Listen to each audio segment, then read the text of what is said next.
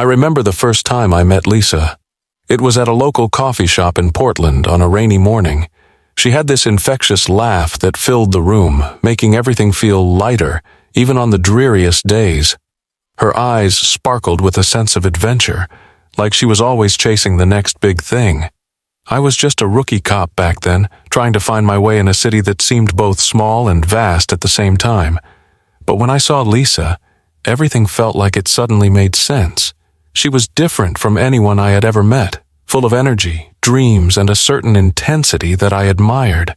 I was quiet and reserved, not one for big crowds or attention, but with Lisa, I couldn't help but be drawn in. Over time, we became inseparable. We started dating, and as our relationship grew, I knew deep down that this was it. She was the one. We got married a few years later, and life seemed perfect. We had 2 beautiful children, Noah, our energetic 7-year-old son, and Lily, our 4-year-old daughter who was still figuring out the world around her. I had spent my life in law enforcement, protecting others, following the rules. Lisa, on the other hand, became a nurse, caring for the sick, the broken, the people who needed healing. We were both driven, both had our own sense of purpose, but somehow we made it work. I remember those nights when the kids were asleep and Lisa and I would talk about our dreams, how we wanted to build a life filled with memories, adventures, and love. We had our share of struggles like any family, but the love we shared always felt unbreakable. I thought we had everything figured out, but somewhere along the way things began to shift. The first sign was small, almost imperceptible. Lisa had always been the rock of our family, the one who kept things steady, always there for me when I came home late from my shift. But then, there were nights when she seemed distant, her smile not quite reaching her eyes. It wasn't like her. I told myself it was just stress, the weight of work, the kids, everything that came with being a parent and spouse. It wasn't until Noah had his accident that things started to unravel. I'll never forget that day. It was a Friday afternoon, and I had just gotten off shift when I received the call from his school. He had fallen while playing at recess, and it sounded serious. I rushed to the school, my heart racing with every step. I barely registered the drive, just focusing on getting to him. When I arrived at the school, Noah was lying on the ground, his face pale, his body stiff. The school nurse was trying to calm him, but I could tell something was wrong. The world seemed to slow down around me. My only thought was to get him to the hospital, but even then, my mind kept drifting back to Lisa. She was supposed to be working that day. I had called her when I was on my way to the hospital, but there was no answer. That didn't sit right with me. She always answered, especially when the kids were involved. I tried calling again and again, but the voicemail picked up every time. I remember the feeling of dread settling in my chest, the nagging thought that something wasn't right. When I got to the hospital, I tried calling Lisa once more, but still nothing. It wasn't like her to ignore me, to not be there when things were so urgent. Noah was taken into the ER, and I stayed by his side, pacing back and forth in the waiting room. But all I could think about was Lisa. I hadn't seen her since that morning when she left for work. Something about that morning felt wrong, too. She had left in her scrubs, but there was something off, like she was rushing, distracted. I didn't know what to make of it, but the more I thought about it, the more uneasy I became. It wasn't until later that night, after Noah had been checked in and was resting, that Lisa finally showed up. When I hugged her, I noticed the faint scent of soap on her skin, a scent that wasn't familiar to me. She looked tired, distant, nothing like the warm, caring wife I knew. I didn't say anything, not then. I told myself it was nothing. Maybe she had just been overwhelmed at work. But deep down I knew something had changed. It was the little things at first. Tiny moments that didn't seem to matter at the time, but in hindsight they meant everything. Lisa, my rock, the woman who had been my constant since the day we met, was changing, and I couldn't figure out why. Noah's accident had thrown our family into chaos, but somehow that wasn't where the real tension lay. It was in the gaps. Those moments of silence between us, the unspoken words, the missing smiles. When Lisa walked in that night after Noah's checkup, I noticed how different she seemed. She wasn't the same woman who had once wrapped me in her warmth after every long shift, who could read my mind with a single glance. I tried to dismiss it at first. Maybe she was just tired. After all, being a nurse at a busy hospital wasn't easy. But the next morning, when I woke up to an empty bed, the unease crept in. Lisa had already left for work, but it wasn't the usual rush of her getting ready. There was no goodbye kiss, no lingering touch. I shrugged it off, assuming she was just caught up with her shift. But the nagging feeling didn't go away. As the days passed, I started noticing more and more things that felt out of place. Her phone buzzed constantly, and when I glanced over, she'd quickly silence it, hiding the screen. Lisa was always open with me. Our relationship was built on trust. Yet now, it felt like she was hiding something. And then there was the voicemail, the one she hadn't returned when I called frantic after the accident. I had left her a message explaining the situation with Noah, but when I checked my phone that evening, there was no response. No "I love you," no comforting words like usual. She didn't even acknowledge my call. The small details piled up in my mind, details I couldn't ignore anymore. I had spent years in law enforcement, trained to notice the things that others missed. And right now, everything was telling me that something was wrong. I tried to brush it off, tried to tell myself it was just the stress of our lives, but deep down I knew. I couldn't shake the feeling that Lisa was slipping away from me piece by piece.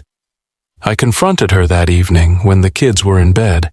I asked her about the voicemail, about the calls she'd been getting at all hours of the night. I tried to keep my voice calm, tried not to let the doubt seep through, but I could feel it rising within me. My suspicion. She looked at me, her expression unreadable. "It's just work," she said, her voice low. But the way she said it, with that edge of defensiveness, made me wonder. Her gaze flickered away from mine just for a second. It was subtle, but I saw it, the shift in her demeanor. I had seen that look before in high school when we used to fight and make up. It was the same look, guilt, but not admitting it. I pressed her further, asking if there was anything else going on. She hesitated, biting her lip, then quickly changed the subject. Something about the way she avoided my questions made me feel like I was chasing shadows, but my gut told me otherwise. That night, as I lay awake, I couldn't help but feel like I was losing my grip on something that had always been solid. Our marriage, our family, everything I thought I knew was suddenly in question. The following day, I found myself standing outside the hospital where Lisa worked, staring up at the building as if it held the answers I was searching for. But what answers could I find there? I was a police officer, not a private investigator. Yet, I couldn't help myself. The thought of someone else being the reason for Lisa's distance consumed me. I told myself I was just being paranoid. I wasn't one to jump to conclusions, but deep down I knew I had to find out the truth. I needed to know what was really going on, even if it shattered everything I had believed in. Lisa had been my world for so long. She was the mother of my children, my partner in everything. But what if everything I thought was true was a lie? What if she had already made a decision without me? I couldn't bear the thought. It was the afternoon when everything started to shift in a way I didn't expect. I had been following the uneasy trail of doubt for days now, but nothing prepared me for the moment when the first real clue slapped me in the face. It was a typical Thursday. Noah had stayed home from school with a minor cold, and I had taken the day off to care for him. Lisa was at work, her usual 7 a.m. to 3 p.m. shift at the hospital. I was going over some reports when the doorbell rang. I opened it to find Olivia, one of Lisa's co-workers, standing there. She was holding a bag of groceries, her eyes darting nervously as she glanced over my shoulder into the house. Her face looked pale, almost as if she had seen a ghost. "Hey Ryan," she said, her voice shaky. "I just wanted to drop this off for Lisa. She asked me to pick it up earlier. She didn't have time to grab it on her way in." Something felt off. Olivia and Lisa had been working together for years, but I could see that Olivia was uneasy around me. She wasn't normally like this, warm and cheerful, always making small talk. But today, she stood there, looking like she was avoiding something. Maybe it was the stress of the job, I told myself. But deep down, I couldn't shake the feeling that there was more going on. I invited Olivia inside, despite the tension in the air. She hesitated, looking like she wanted to say something, but nothing came out. The silence between us was palpable. I tried to break it with casual conversation, but Olivia's answers were short, clipped. She seemed distracted, her mind somewhere else. "So, how's work going?" I asked, trying to sound casual, but my own words felt forced. "Oh, same old," Olivia muttered, glancing around the room nervously. She shifted from one foot to the other, like she was uncomfortable in her own skin. "Busy, I guess." We stood there for a few moments, the tension between us growing thicker by the second. It was as if there was a storm brewing, but neither of us dared to acknowledge it. Then Olivia's phone buzzed. She glanced at it quickly, then at me. Her eyes widened and she cleared her throat. "I should go," she said abruptly, handing me the bag and turning toward the door. "I'll let Lisa know you're all set." I didn't stop her. As she hurried out the door, I felt a cold chill run through me. There was something in her behavior that didn't sit right. She was hiding something. Of that I was certain. I stood there for a few moments, staring at the door as it closed behind her. The unease gnawed at me, sharper now. What had just happened? Why had Olivia seemed so off? She had acted like she was carrying some heavy burden, like there was something she couldn't say. I couldn't let it go. There was too much about it that didn't add up. I walked over to the kitchen counter where the grocery bag sat and opened it. Inside, I found a few items, nothing out of the ordinary. A loaf of bread, some fresh fruit, and a small box of chocolates. But something caught my eye.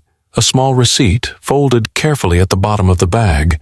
It looked like it had been intentionally hidden, and my pulse quickened as I unfolded it. It was for a hotel in downtown Portland, for a night 2 days ago. The name on the receipt was of a hotel I knew well, a place I'd never visit unless I was trying to hide something. A place I had only ever heard Lisa mention once in passing, but never seriously. I froze. My heart was pounding in my chest. My thoughts raced. This receipt, coupled with Olivia's strange behavior, it all pointed to something I wasn't ready to face. My mind fought to rationalize it, but deep down, I knew.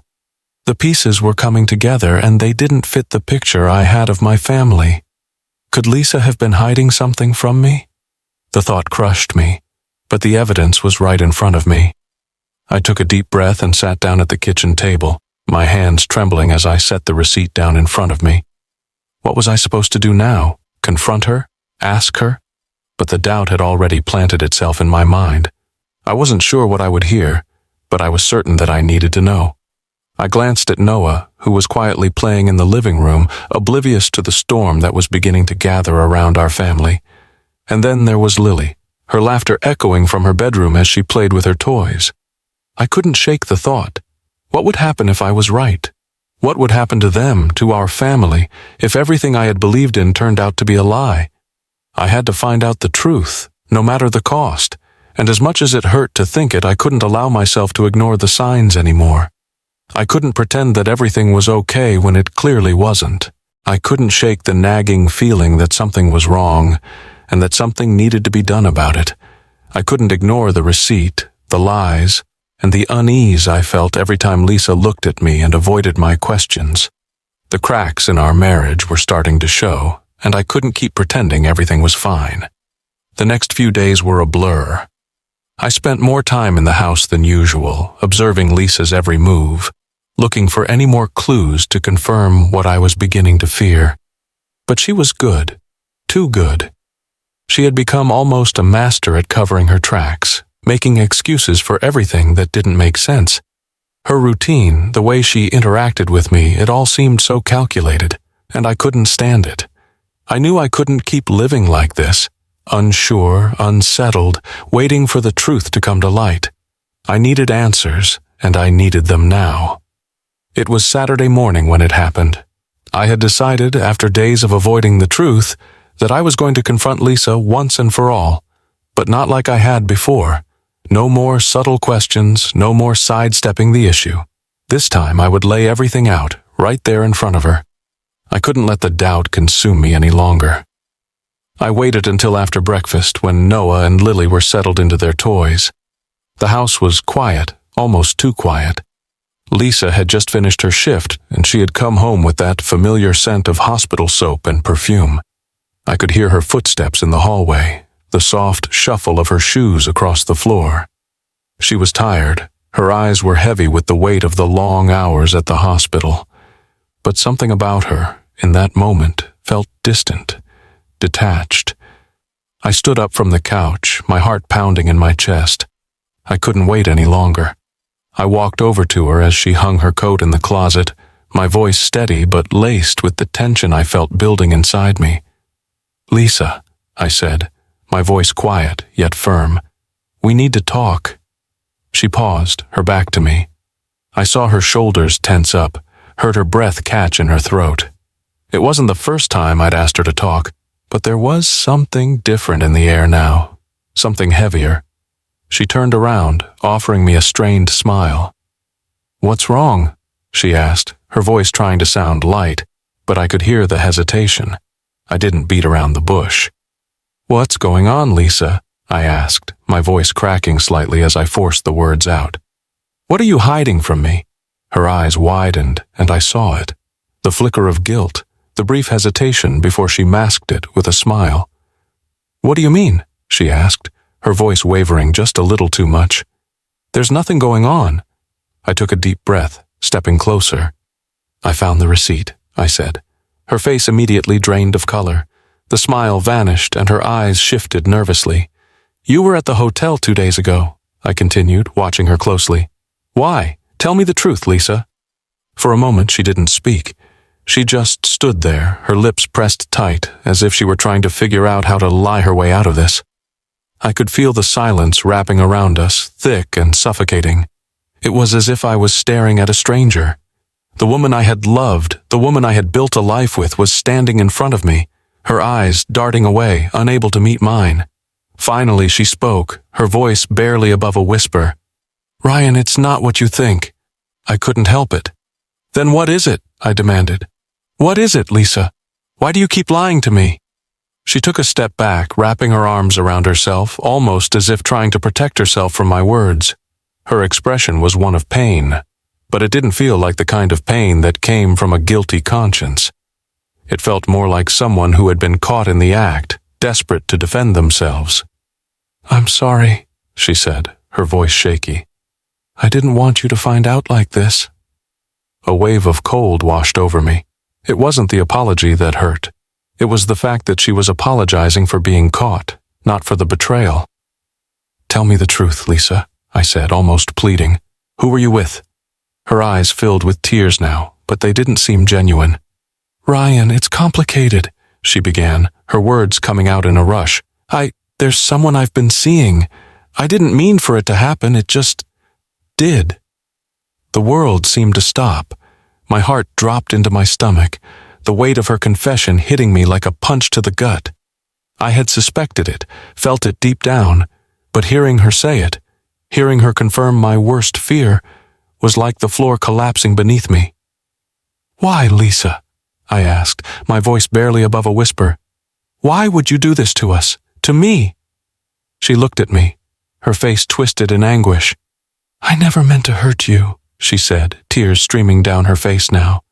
"But I've been so unhappy for a long time, and I found someone who makes me feel alive again." I couldn't even process what she was saying. The words blurred together, a jumbled mess of excuses and regrets, none of which mattered anymore. All I could think about was the family we had built, the life we had promised to each other, the lies that had just shattered everything. I wanted to scream, to throw everything at her, but instead I stood there, numb, defeated, as the realization hit me. The life I thought I knew, the love I thought we had, was all built on a lie. The days that followed Lisa's confession felt like walking through fog, heavy, suffocating, and disorienting. I kept trying to pull myself together to make sense of everything, but the world around me felt like it was slipping away. Her words echoed in my mind, each one twisting the knife deeper. "Someone I've been seeing," she had said. I kept hearing it over and over like a broken record until the words no longer made sense. I should have been angry. I should have been furious, demanding answers, making her feel the weight of the betrayal she had just dropped on me. But instead, I felt numb. The pain was still there, but it was buried beneath layers of confusion and disbelief. How long had this been going on? How could I have been so blind? I couldn't look at Lisa the same way anymore. Every time she spoke, every time she moved, I felt this cold distance between us. It was like a veil had dropped over her face, and I no longer recognized the woman I had once shared my life with. She had become a stranger in our own home. I spent my nights lying awake, staring at the ceiling, my mind racing. The more I thought about it, the more the pieces of the puzzle started to fit together. Little things I had brushed off for months. Lisa's sudden late shifts, the unexplained absences, the secretive conversations, her distant demeanor. They weren't just coincidences. They were patterns, and now I was seeing them for what they really were. I couldn't stop myself. I had to find out the truth. I had to know everything. So I started looking for patterns, anything that would give me a clear answer. I went through Lisa's phone when she was in the shower. I wasn't proud of what I was doing, but at that point I didn't care. I had to know who she was seeing, and I needed proof. My hands shook as I scrolled through her messages, her contacts. I found nothing that stood out, nothing that screamed affair. But then, as I reached the bottom of the screen, something caught my eye. An encrypted message from someone named R. It was short, just a few words, but it sent a chill down my spine. Same time next Friday? I stared at the screen, the reality of it sinking in. R. Richard Foster. I had known he worked with Lisa at the hospital, but I never thought twice about it. Why would I? He was just another co-worker. But now, the connection was clear. I felt a lump in my throat as I put the phone down. I was staring at the very thing I had been afraid to find, but I couldn't stop. The truth had its claws in me and I couldn't escape it. I needed to know more. Over the next few days, I began paying closer attention to Lisa's routine. I watched her movements, listened to her phone calls, and examined every little detail. I noticed how she always seemed to be busy whenever I tried to make plans with her. How she would change the subject if I asked about her day at work. How she avoided eye contact when I asked her simple questions. One evening, as I was waiting for her to get home from her shift, I saw her car pull into the driveway, but she wasn't alone. I recognized the car immediately. It was Richard Foster's. My heart stopped as I saw Lisa and Richard getting out of the car, laughing, their voices carrying through the open window. They were too close, too comfortable with each other. It was as if they had been together all along, like there was no shame in what they were doing. When they said their goodbyes, Richard leaned in, his hand lingering on Lisa's arm. A brief touch, but enough to make my blood boil, enough to confirm everything I had suspected. Lisa walked into the house a few moments later, and I confronted her immediately. There was no more pretending, no more lies. She stood in front of me, her face pale, her eyes wide with guilt. For a brief moment, I thought I saw regret in her eyes, but it was quickly replaced by defensiveness. "Lisa," I said, my voice steady but breaking with emotion. "What was that? Who was that man?" She stammered, her words coming out in a rush. "Ryan, I don't know what you think you saw, but it's not like that. Don't lie to me," I snapped. "I know what I saw and I know what's been happening. You've been seeing him, haven't you? Richard, I saw you with him." Her silence said it all. The way she couldn't look me in the eye, the way she tried to justify it with weak excuses that didn't make any sense. "I never meant for it to happen," she said, her voice trembling. It just did. We were friends first, and then things changed. I didn't know how to stop it." The words hit me like a slap across the face. Friends first? Was that how she was justifying it? Was that how she had rationalized betraying everything we had built together? I could feel the anger rising inside me, but I stayed calm. I had learned long ago that reacting in the heat of the moment didn't solve anything. But the hurt, the betrayal, it was suffocating. I couldn't breathe. "I loved you, Lisa," I said, my voice hoarse. "I gave you everything, and you—" I stopped, unable to continue. Lisa reached for me, her hand outstretched, but I pulled away. The distance between us had grown too wide, and no amount of words could close it. The pattern was undeniable now. The lies had unfolded piece by piece until there was no room left for doubt. Lisa had crossed a line, and now the truth was all that remained. The days after Lisa's confession felt like a slow-motion nightmare. The words she had said to me were still ringing in my ears, but the silence between us was louder. Her betrayal, the affair, it was all real, and I had no idea where to go from here. I should have been angry, furious even, but the anger didn't come. Instead, I was filled with a cold sense of resolve. This wasn't just about me and Lisa anymore. It wasn't just about the broken promises and the shattered trust. This was about finding out the truth, digging deeper into the lies that had festered in our lives for months, maybe even years. I needed answers, and more than that, I needed justice. I could feel the walls closing in on me. Lisa had admitted to the affair with Richard Foster, and while part of me wanted to walk away, to leave it all behind and never look back, there was another part of me that couldn't let it go. I wasn't going to be left in the dark any longer. I couldn't just pretend that everything was fine, or that this was something I could forgive and forget. I needed to understand what had happened, how long this had been going on, how deep the lies went. But I couldn't do it alone. I needed help. I needed someone who knew what they were doing, someone who could help me piece everything together. I called Bob, one of my closest friends from work. He had been there for me before, through thick and thin. He knew what had happened in my marriage, and I trusted him like a brother. I couldn't tell him everything.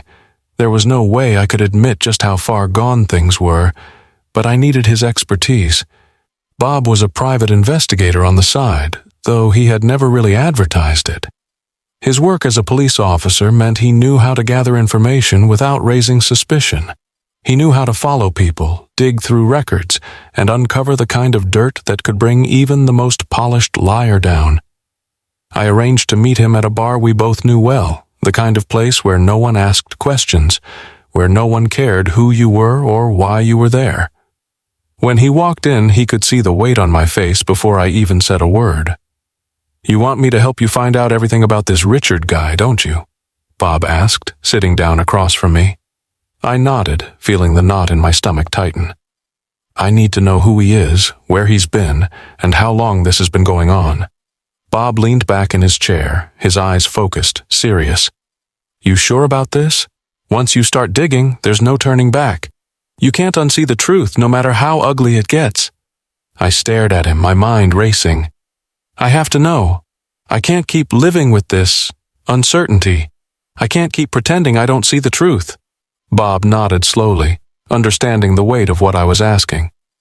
"All right, I'll get started. I'll look into his background, his connections with Lisa, whatever I can find. But I'll warn you, Ryan, the deeper we go, the harder it'll be to walk away from it." I could feel the pressure building, the decision I had just made settling heavily in my chest, but I had already made up my mind.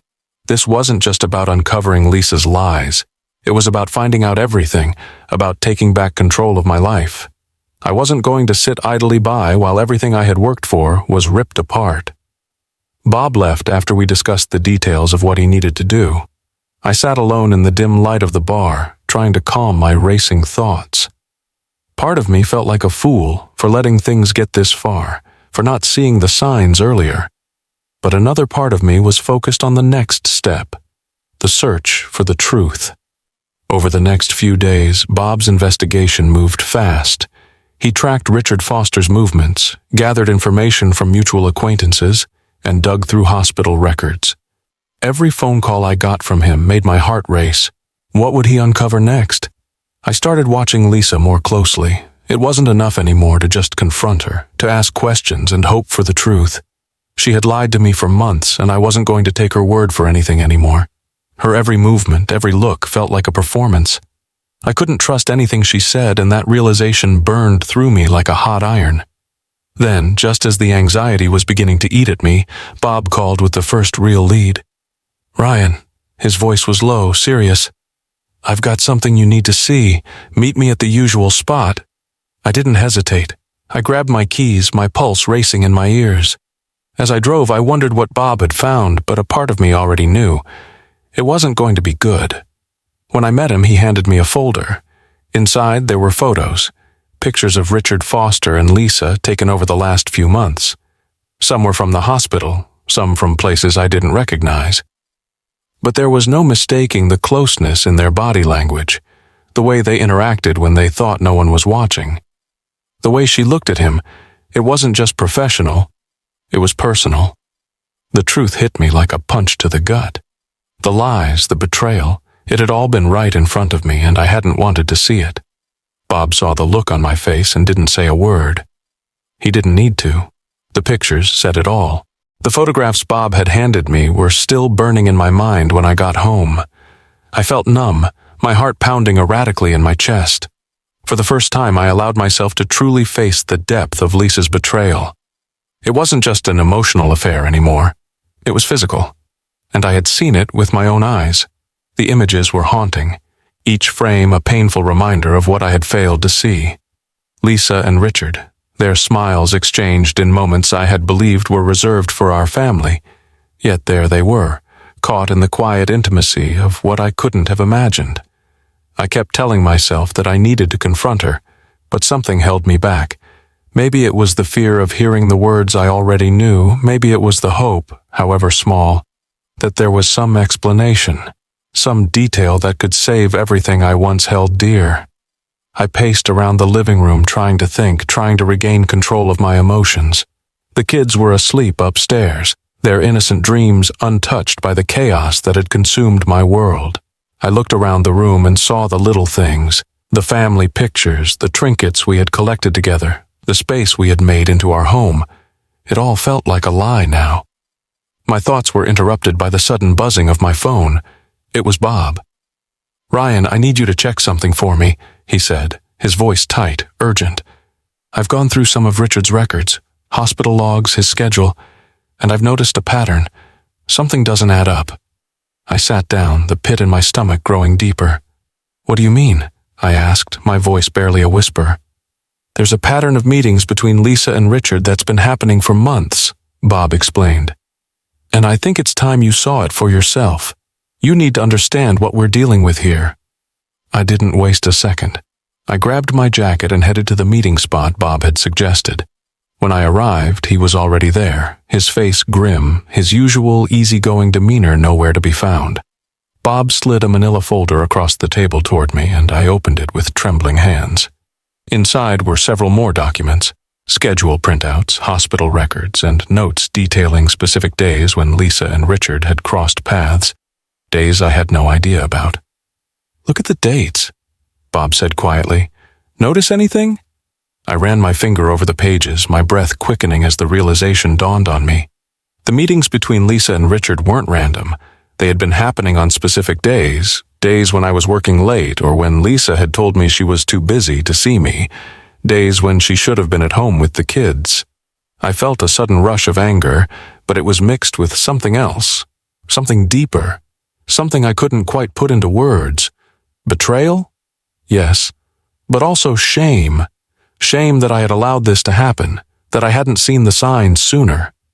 But worse, there was guilt. Guilt that I was doing this, looking through Lisa's personal things. And yet, in the silence of my mind, I knew there was no other way. The truth had to be found, no matter how much it hurt. I looked up at Bob, the weight of the evidence sinking in. "What do I do with this?" I asked, my voice barely audible. Bob leaned forward, his eyes sharp. "You need to confront her, Ryan. But don't just ask her, don't just play into her lies. Show her what you know. She'll try to deflect, but you have the power now. You're not the one in the dark anymore." The thought of confronting Lisa made my stomach churn, but I knew Bob was right. I couldn't keep hiding behind my own doubts. The lies had piled up for too long. It was time to face them, head on. I left the bar that night with the documents in hand, my mind racing. When I got home, I found Lisa already in bed, pretending to sleep, her breathing slow and shallow. I stood there for a long time, just watching her, my heart heavy with the knowledge that I was about to shatter everything.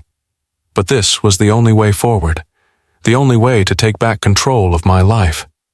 I took a deep breath, walked into the bedroom, and sat down on the edge of the bed. The words felt heavy on my tongue, but I spoke them anyway, my voice steady despite the storm raging inside me.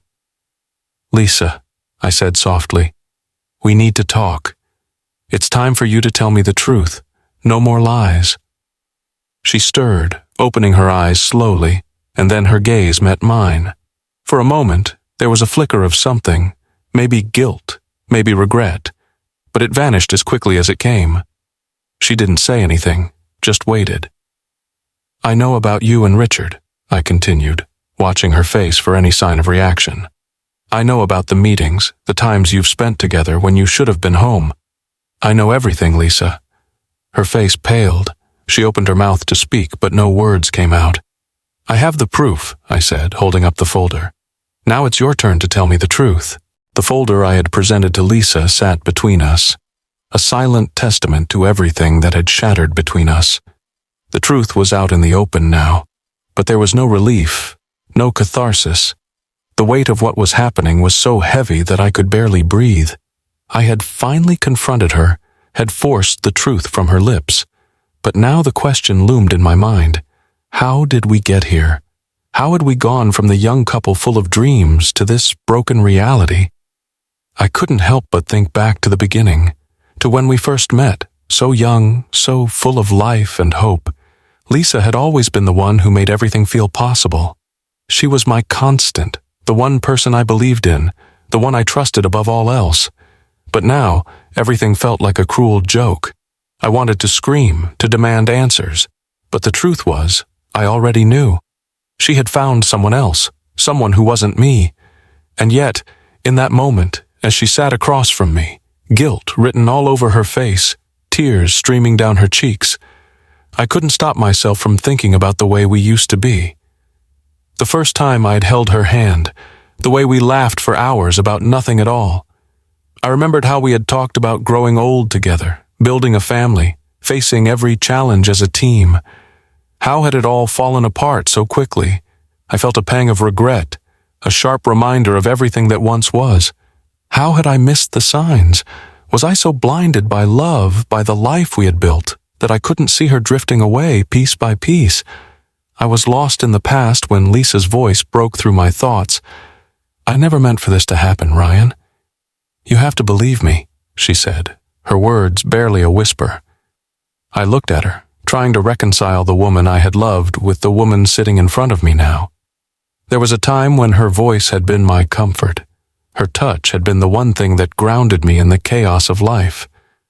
But now, her words felt hollow. The love I once felt for her was still there, but it was buried beneath layers of betrayal, of lies I couldn't unhear. "You were my best friend, Lisa," I said, my voice trembling. "We were supposed to be forever. How did we get here? How did you get here?" She wiped her eyes, her voice breaking as she spoke. "It wasn't supposed to be like this, Ryan. I didn't want to hurt you. I didn't know what to do. I thought I could still love you and have everything else I wanted." "Everything else?" I asked, the words tasting like ash in my mouth. "What does that even mean, Lisa? What was so important that it was worth throwing us away for?" Her face crumpled in agony, but it didn't change what had already happened. The truth was out there, raw and undeniable, but in some twisted part of me, I couldn't stop looking at her. I couldn't stop remembering the good times, the moments when we had been a team, when I had trusted her with my heart and soul. "You don't understand," she said softly. "I've felt so lost, so disconnected for a long time. I didn't know how to talk to you about it. I didn't know how to fix it." The confession hung in the air, thick with regret, but it didn't fill the void. It didn't erase the fact that she had made a choice. She had chosen him over me, over our family, and no amount of explanation would change that. "I loved you," I said, my voice tight, "but I don't even know who you are anymore." Lisa's face twisted in sorrow, but I couldn't bring myself to comfort her. Not anymore. Not when everything had been laid bare. We weren't the people we had once been. And the hardest part wasn't even the betrayal. It was the fact that I had allowed myself to be blind to the warning signs, the smallest things, the way she started pulling away, the excuses, the late nights. I had dismissed them, told myself it was nothing. But now, looking back, it all made sense. The fragmented pieces of our life together, the way things had started to unravel, were now as clear as day. I had been in love with a ghost a woman who had checked out long before I had realized. And yet, in this painful clarity, something shifted within me. I couldn't stay trapped in the past anymore. I couldn't keep holding on to the version of Lisa that I had created in my head. The truth, as ugly as it was, had to be accepted. It was the only way forward. For a long moment, neither of us spoke. The silence between us was deafening, suffocating. I could feel the weight of everything we had lost pressing down on me. But finally I stood up. I didn't look at her, didn't search for an apology or a promise of change. It was too late for that. "I need to figure out what comes next," I said quietly, my voice raw. "And I can't do that with you anymore." Lisa didn't respond. She couldn't. The words were out, and the door had closed between us. As I left the room, the image of the life we had once built together flashed in my mind. But I knew something now that I hadn't before. I couldn't keep revisiting the past. The person I had loved wasn't here anymore, and I had to find the strength to move on without her. The weight of the truth still sat heavily on my chest, but now it was time to see the bigger picture. Lisa's betrayal, Richard's role in it, those were just pieces of a much larger puzzle. There was something deeper at play, something I hadn't fully realized until now.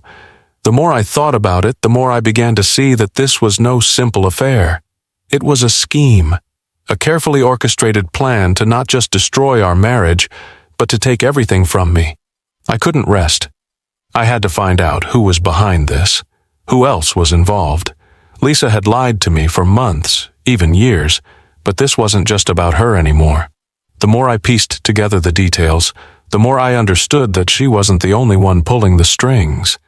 Someone had been feeding her ideas, influencing her, pushing her down a path that led us to this destruction. It was time to start looking at the bigger picture, at the people Lisa had been surrounding herself with. Richard Foster was clearly a major player in this mess, but there had to be more.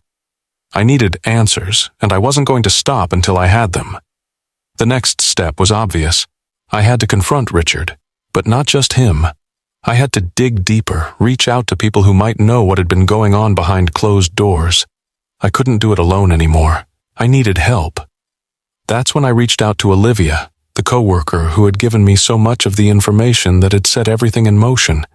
I needed to know everything she knew, and I needed her help to get the full picture. I found her at a coffee shop that afternoon. Her face, when she saw me walk in, was a mixture of surprise and concern. She had been my ally from the beginning, but this was bigger than any of us had imagined. "Ryan," she said softly as I sat down across from her, "what's going on? You look like you've seen a ghost." I didn't waste time. I slid the folder Bob had given me across the table.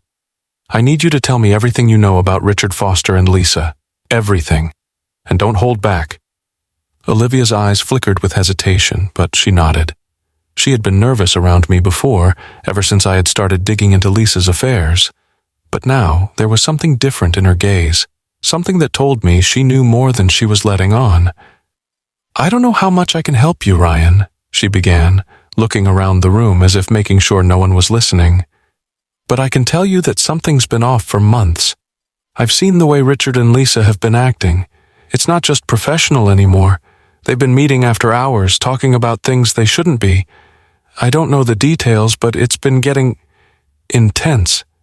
I felt a surge of anger, but I held it in check. This was it, the confirmation I needed. It wasn't just an affair. It was a full-blown plan to undermine me, to destroy everything I had built. But who else was involved? "Do you know if anyone else is involved?" I asked, leaning forward. "Is there anyone else who's been working with them?" Olivia hesitated for a long time before answering. When she spoke, her voice was barely above a whisper. "I overheard something a few weeks ago. It was at the hospital, in the break room. Richard was talking about a fall guy, someone who would take the blame if everything went south. I don't know all the details, but I think Lisa was supposed to be the one to do it. She was supposed to make it look like you were the one falling apart, the one who couldn't be trusted with your daughter." My mind spun as the pieces clicked into place. This wasn't just about an affair. This was about ruining my life, my reputation, my career, my family. They had planned to accuse me of things I hadn't done, to manipulate the system to make it seem like I was unfit to be a father. The fall guy they had mentioned, was it me? Was I the one they had been planning to destroy all along? I could feel the blood rushing to my head as I processed the information. I had been so focused on the affair that I had missed the bigger scheme. This wasn't just about Lisa betraying me, this was about taking me down piece by piece, and all the while I had been too blind to see it. "I need to find out who else is involved," I said, my voice steady despite the storm swirling inside me. "I need to know everything, every little detail." Olivia nodded, but I could see the fear in her eyes. She knew what this meant.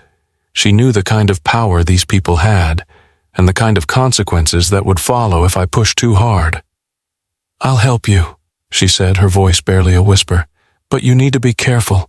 Richard's not someone you want to cross." I didn't need her warning. I already knew that. But this was no longer about being careful. This was about taking control back. This was about protecting my family, my name, my future. I left the coffee shop with more information than I had ever imagined, but I also left with a sinking feeling in my stomach. The truth was ugly, and I could feel it closing in on me. I wasn't just fighting for answers anymore. I was fighting for my life.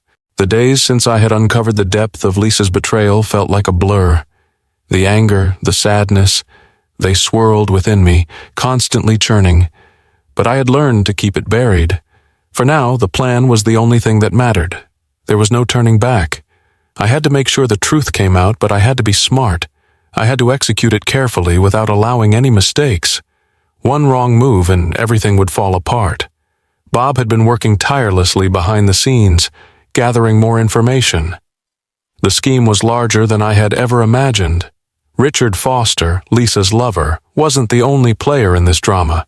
There were people in her circle, people at the hospital, who had been helping her orchestrate this entire betrayal. The more we uncovered, the more I realized that I wasn't just fighting for my marriage. I was fighting for my entire life. But it wasn't just the affair. No, that was only the beginning. I had learned, thanks to Olivia's help, that Lisa had been planning to accuse me of things I didn't do, things I could never have imagined.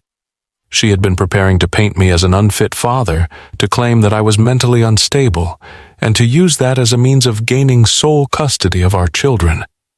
Richard had been involved in making sure that I would be the one to take the fall. It was hard to process the full scope of the betrayal. To think that I had been the one working, coming home exhausted from my shifts, while Lisa was weaving this web of lies. Every interaction we had, every kiss, every moment that I thought we were building a future, it had all been a lie. I spent the night awake, poring over the papers Bob had provided, trying to map out a plan. The evidence was damning, proof that Lisa and Richard had been working together to ruin my life. I knew that in order to protect my children and ensure that Lisa couldn't manipulate the system, I had to expose them for what they truly were. But the decision was a hard one. I had never wanted to fight like this. I had never wanted to drag everything out into the open, to expose all the ugly truths. But the stakes were too high. My kids were my everything.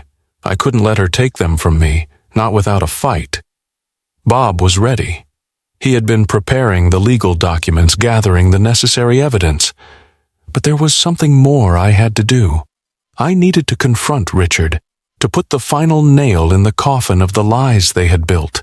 I had to make him understand that I knew exactly what he had been up to, that he couldn't hide behind his medical credentials any longer.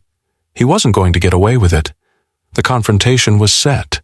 I wasn't sure what to expect. Was he going to deny everything?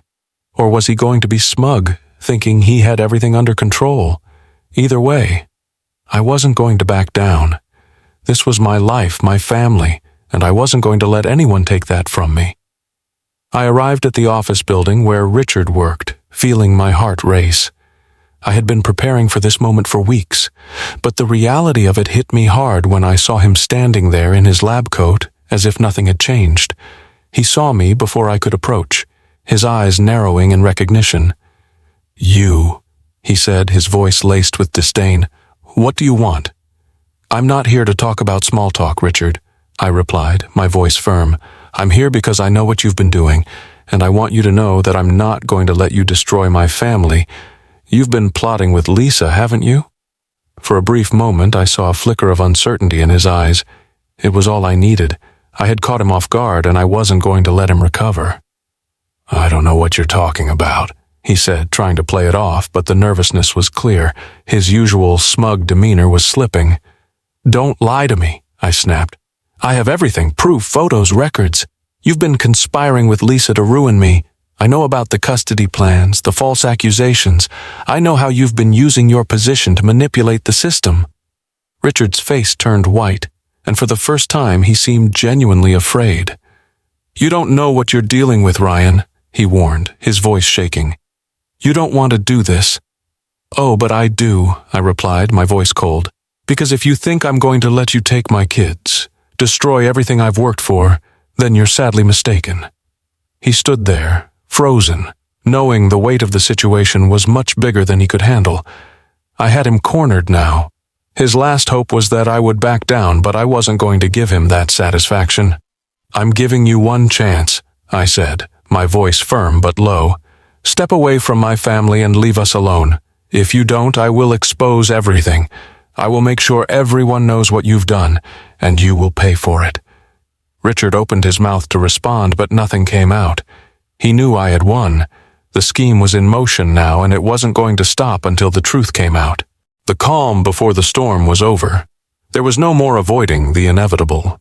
The evidence was stacked against Lisa and Richard, but that didn't matter. What mattered now was the legal battle that loomed ahead. A war I hadn't asked for, but one I was now fully thrust into. I spent the night before the first court hearing running through every detail in my mind, trying to prepare myself for what was to come. The courtroom wasn't just a place where legalities would unfold. It was a battleground, and I had to be ready. My children, Noah and Lily, were depending on me. I couldn't let them suffer because of the choices their mother had made. The truth was, though, I wasn't ready. Nothing could have prepared me for the weight of the day ahead. Lisa had already filed for full custody, and I had spent the last few days frantically gathering documents, evidence, and witnesses. The accusations were everywhere.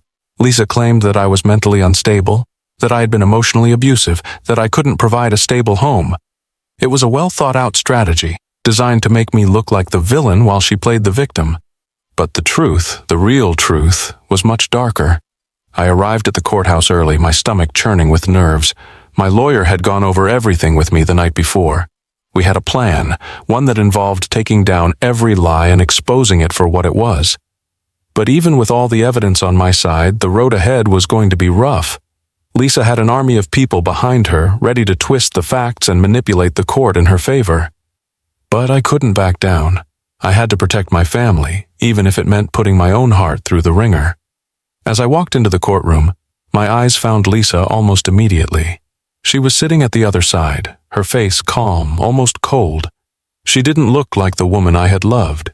She looked like someone who had already made peace with her choices, someone who thought she had already won. But she didn't see me. Not really. She didn't see the man standing here now, the one who had nothing left to lose. My lawyer, Daniel, was by my side, ready to fight. We had our strategy, but the weight of the first words in the courtroom was too much to bear. Lisa's lawyer spoke first, outlining the case against me. They painted me as the unfit father, someone who couldn't be trusted with the kids, someone who had never truly been there for his family. The lies were carefully crafted, each one designed to chip away at my credibility. Every word felt like a dagger. My pulse was racing, but I had to stay focused. This wasn't just about me, it was about protecting the future for my children. As Lisa's lawyer made their case, I could feel every accusation stacking up, each one louder than the last. They had no evidence. It was all smoke and mirrors. But that didn't matter. What mattered was how they were framing it, how they were making me seem like the monster. When it was my turn to speak, the silence in the courtroom seemed deafening. I felt all eyes on me. I wasn't just defending myself. I was defending everything I had worked for, everything I had sacrificed. I wasn't going to let Lisa tear this family apart. "I'm not here to attack my wife or to tear her down," I began, my voice steady despite the chaos inside me. I'm here because I want what's best for my children, what's best for Noah and Lily, and I know that I can give them that. I am a good father. I've always been there for them, and I will continue to be. The allegations made against me are not only false, they are malicious. They are an attempt to take everything from me, to destroy my reputation, and to paint me as someone I am not. I paused, letting my words settle in the room. The judge, a stern woman with sharp eyes, nodded. She had heard it all before, I'm sure. Parents fighting for custody, each one trying to prove they were the better option. But she had to see through the lies. She had to see that this was bigger than just two parents battling over their children. This was a battle over truth, and I had the truth on my side. I've never been perfect, I continued, my voice breaking for the first time. But I've always tried my best. I've always put my children's needs before my own. What happened between me and Lisa is painful, but it doesn't take away from the fact that I am their father. I love them more than anything. The room was quiet. Lisa's lawyer was looking at me, trying to find a weakness, a crack in my armor, but there was nothing. Nothing they could say would break me now. Lisa didn't look at me. She sat there, head lowered, her hands folded neatly in her lap. I couldn't help but wonder if she was thinking about everything she had done, everything she had planned. The court session adjourned for the day, but the damage had already been done. The battle had begun, and it wasn't going to be over easily. But I had a sense of clarity now that I hadn't had before.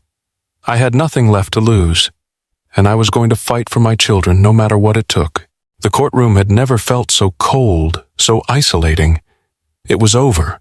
The months of tension, of planning, of fighting through every accusation, every false narrative, they had all led to this moment. I stood there, feeling every ounce of exhaustion settle into my bones as the judge looked down at me.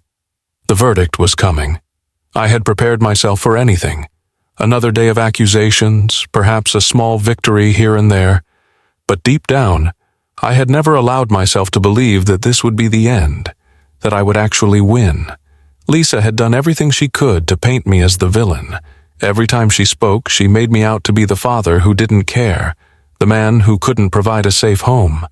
But I had fought back, armed with the truth and the strength I had barely known I possessed. When the judge finally spoke, her words were like a weight lifting off my shoulders. She began with a few remarks, talking about the severity of the case, how much the children's well-being had been considered, how damaging false accusations could be. My heart raced in my chest, but I held my breath, waiting. After reviewing all the evidence, hearing all the testimony, and considering the impact on the children, the judge said, her voice cutting through the tension in the room, I have made my decision. The custody arrangement will remain as it is. Ryan will retain full custody of his children. The words hung in the air like a miracle, but they were real. The truth had prevailed.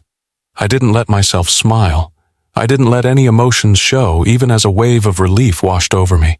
There were still so many things left to handle, dividing up our lives, dealing with the aftermath of everything Lisa had done. But in that moment, I knew that I had won the most important battle of all. I had kept my family. I had protected Noah and Lily from the destruction Lisa had tried to bring.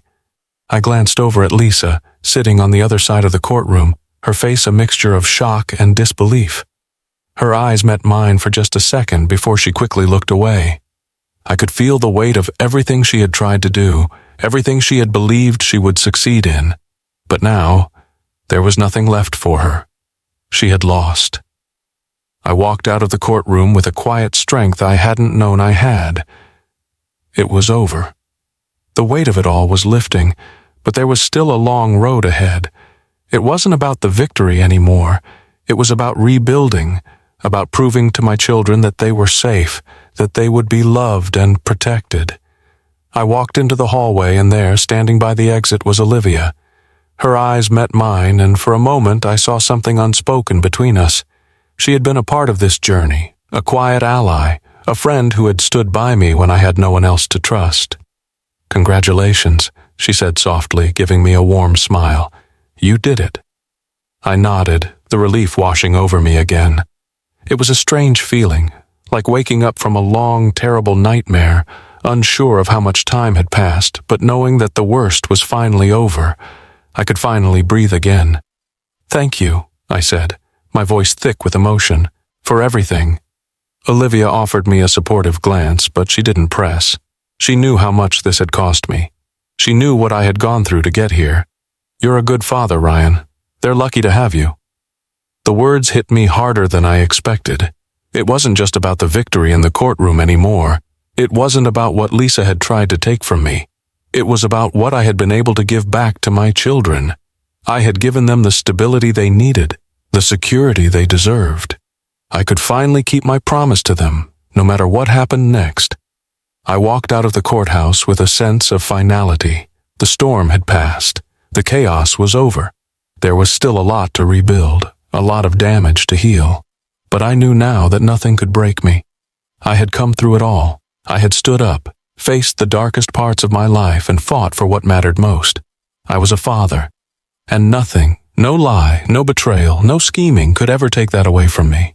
What do you think of Ryan's journey in this story? Do you believe he did the right thing in fighting for his family? From which region are you watching this video? We'd love to hear your thoughts and experiences. Don't forget to subscribe to the channel and turn on notifications to stay updated with all our latest stories. And make sure to check out more heartwarming tales by clicking right here on the end screen. Thanks for watching.